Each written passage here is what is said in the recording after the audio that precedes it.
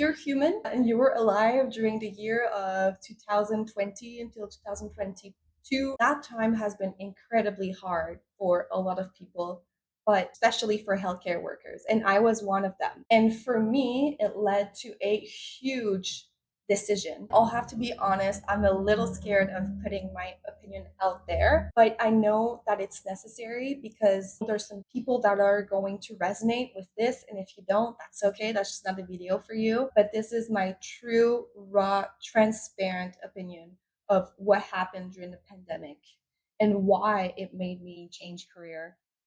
Everybody, I'm Gabriela, a registered nurse from Ontario, and I used to be a nurse working in the hospital system. But after experiencing the pandemic, I knew that I had to make a monumental change in my life to be happy. So, without further ado, let's get started.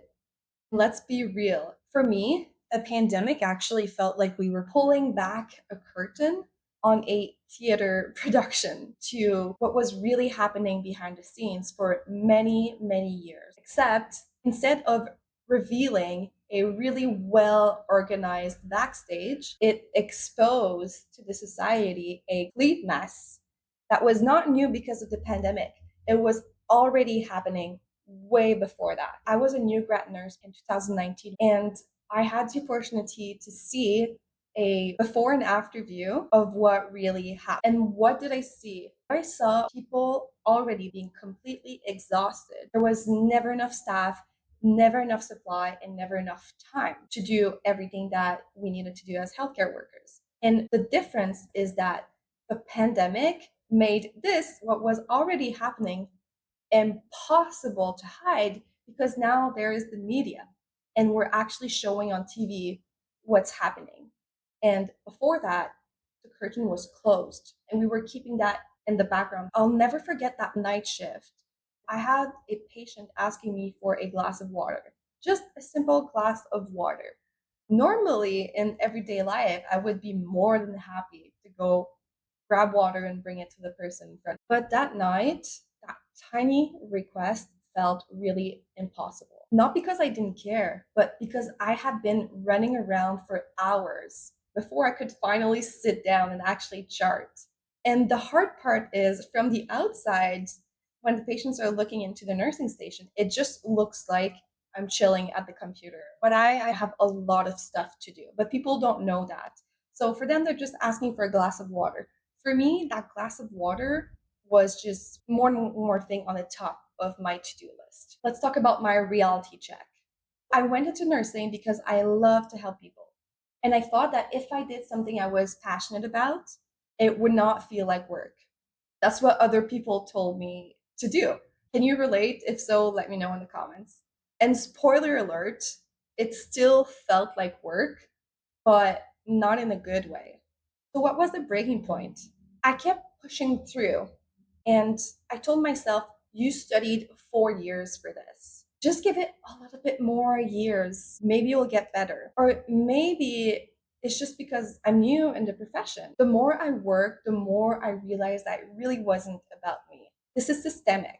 It's not about you. You're not the problem here. This was an entire profession of people burning out every day. So, why did I leave? The pandemic forced me to answer that question.